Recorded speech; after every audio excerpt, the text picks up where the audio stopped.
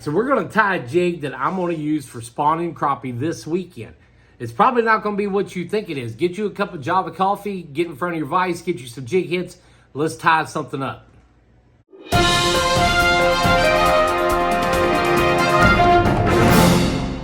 All right, so in the vise, we've got an 1/8 ounce hatchet head painted pink and white.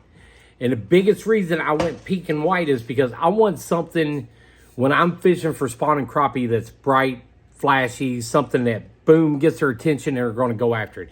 We've all seen those times where you can see those crappie actually come up and grab a jig when you're fishing close to the bank. And what we do when we're fishing, I will use a 10-foot rod or a 12-foot rod, and I will try to get that far away from the bank. I'll put one jig on it, and I'll just go down the bank. And I'm talking that rod and that jig in 2 foot of water, maybe even less than that sometimes. And we will just drag those jigs down the bank, raising that jig up and down in the water until I find a spot where I think the crappie are spawning at. And that's usually where I catch one in the front of the boat, somebody catches one in the middle boat, and somebody catches one in the back of the boat a couple times. And then that's the spot I'm pretty sure those fish are going to be spawning at, going to be hanging out at. And that's where we're going to hang out at until I've caught most of them out of that spot, and then I'm going to move on to somewhere else. So when I'm fishing these jigs and I'm fishing the spawn, I'm fishing fast. I'm moving my boat pretty quick, and I'm looking for high productive spots, and I'm going to hit it, and then I'm going to move on to the next one once I think that I've kind of run them out of that spot. I'll go back the next day and do the same thing, or I'll go back later that evening and do the same thing, or maybe even a couple hours. But we're going to tie this up. We got it powder painted with a white base and a pink nose. So like I said, I'm going after something flashy, an attention getter. And that always seems to me like the best thing when you got those fish on the bank spawning. That crappie's going to see something that's going to go after it. So let's start out. We're going to put our Sally Hansen's on. It's been a while since I did a YouTube video. I apologize to everybody. I've been kind of busy, tied up on TikTok, working on trying to get stuff set up on Amazon so y'all will have a place to go get the same materials I get. So if you don't mind, check that out. Everything on this will be on Amazon link. So that's where you'll be able to find it. Java coffee, the same way too. It's on my Amazon link. I swear by the Java protein coffee. I could drink a cup of that sometime midday and then stay full. Don't crave no sweets or anything else to eat. It works. We are using Ultra Thread 210 denier in fluorescent pink. And we're going to start right there behind the head. I love fishing the spawn. It's fun when they are spawning and they're on the bank, but at the same time, it can be frustrating also. Those fish will move a lot. 2 degrees shift in air temperature, cloud cover will push those fish completely out. But you'll catch them for 2 days in a row in one spot, and you go back, and then you can't find them again. It's a love-hate relationship with the spawn. I mean, it's just the way it is. It's the way it's always worked for me. We are using chartreuse green hackle feathers. So we're going to pull off 3, 4. And if you want to see how good a jig holds up, spawning crappie are going to be the one to do it with. They will be almost as aggressive as a white bass is. We're going to take 2 hackle feathers, and I'm going to stack them right on top of each other. And if you want to use V's in one of these spots, by all means, cut you out some V's and use them. I'm going to go just about the length of the shank of the hook and about 3/4 of that, maybe a whole nother one, something. You tie it to the specifications you want, what you're looking for. That's the best thing about tying your own jigs. You make them how you want them. We're going to lay these 2 right here on the very bottom of the hook. And we're going to tie them in, and I'm not wrapping real tight. Once I get to the point of the hook and I start going back this way, then I'm going to start wrapping tighter. So we got it all the way up to the head. We're going to pull that bobbin down, and we're going to cut another one. I'm going to do them one at a time here. So I'm going to put one on each side. I'm going to kind of angle that one down. I'm not going to lay it on there straight like that. I don't want them all going straight, so we're going to angle it just a little bit. And what that's doing is I'm actually pulling more of it up toward the top of the hook versus the bottom. I kind of got a little cockeyed because I rotated my vise there. It's one thing that makes the peak rotary vise is definitely the rotary function on it. It's still, in my opinion, I still get people asking, where do I get it and what do I think about it? Peak rotary vise is, to me, the best vise on the market for tying stuff like this, heavy duty stuff. It's just durable, it's reliable.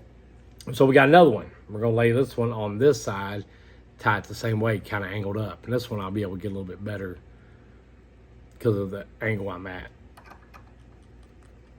I got that other side off so much that I'm gonna put another one on it just because.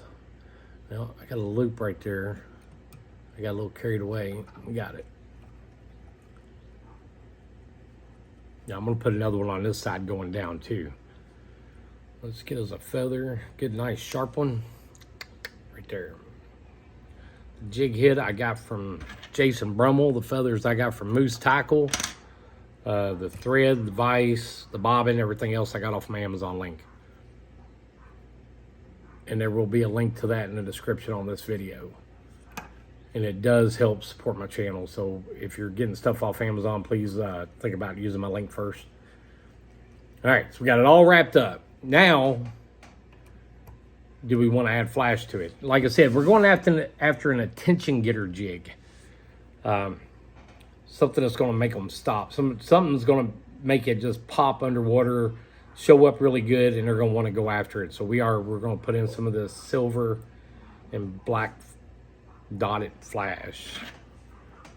The silver beads is what it is, not dotted, but there's little bitty beads in that. Really shines good underneath the water, picks up good, reflects light good. We're going to wrap it. I'm doing it loose all the way till I get to the end right here. Then when I start coming back up, then I'm going to wrap it tight. And what that'll do is that'll keep it laying kind of flat. If you keep wrapping real tight right here at the end, all that'll stand up. And if you want your flash to stand up, make it stand up. And we are going to be using solid tinsel silver Chanel from Hairline Dubbin. Make absolutely the best products when it comes to some of this. A little bit pricey, but sometimes it's worth to spend the extra money on a company that's been around forever making stuff like this. Like I said, we're going after flashy and we're going to get it. We'll tie it all the way back up to the head. Bring your bobbin back down, get it out of the way. You can use your bobbin holder here at this point. But I never got myself used to using that bobbin holder. And I don't do it. It just feels awkward. We get right here in the belly of it. We're going to wrap it like 1 or 2 extra times right in the middle, just to kind of thicken it up. All right, we're going to pull our Chanel over, wrap our thread around it. If I got room, we're going to go over one more time with that Chanel. And that kind of made the neck too thick. I don't like that. We're just going to double up on the wraps here at the end. Keeping it nice and tight. Pull it back over this way, and you can do this once or twice just to make sure you got it all caught up. It's like that. I'm telling you, this is going to be a spawning jig. I'm pretty sure I'm going to be in the boat Saturday. I'm going to be fishing Palm de Terre, and I'm chasing the spawning crappie. So if everything all works out, we will do a video with this jig. I don't get a chance to do that very often, but it's all kind of lining up like I might be able to. Hook it. Loop it, get your V, 1, 2, 3, 4, 5. You don't have to count. I got counting off watching Small Jaw. He does that when he does his whip finish. 1, 2, 3, 4, and 5. And like I said, I wouldn't get super crazy fancy with spawning fish, being that you're going to be fishing the way I do. I'm going to be fishing shallow. I'm going to be dragging that jig pretty fast. I'm going to hang some stuff up. I know I'm going to hang stuff up. You're looking for an attention getter jig. You're not looking for one that you're going to be vertical jigging in their face for a long time where they're going to be staring at it and you're trying to entice them to get it. You're trying to make a jig for this that's a total reaction bite. They want to chase it down. They see it. They want it gone. They want to get rid of it. They're protecting their nest. They don't want nothing there. And this is something that I really, really believe will get their attention. We're going to put our UV resin on it to finish it up. Link for that in Amazon too. Hundreds of times I've asked a question about the UV resin. That's it. It's on Amazon. The light's the same way too. This light, the light from a box, it's all on that Amazon link also. So we're going to hit it with our UV light. Saturday, this is going on. This will be the first jig I put on looking for spawning crappie. And there's nothing to that. Like I said, you're looking for a jig that's going to get attention. That one's going to get the attention.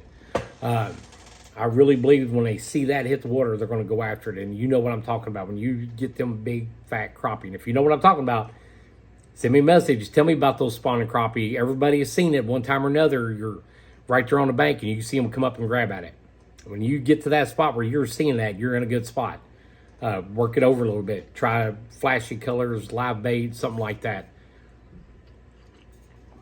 It is worth it to tie a jig up, make it flashy, go out and try to catch those spawning crappie with it. Don't go to that big box store and buy a bag of them. Get you a vise, get you some jig heads, get you some different colors, Chanel, some feathers. You can go to Bass Pro, you can get it. You can go to a lot of places and get all this material. Catch them on something you made.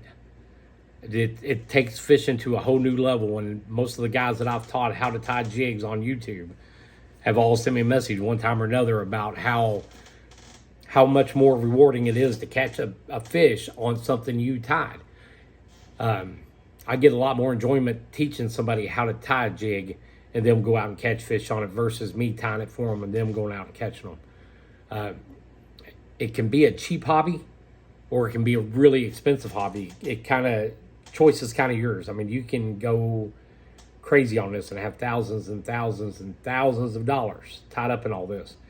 Or you can get it all set up for around $100 and be doing it all on your own.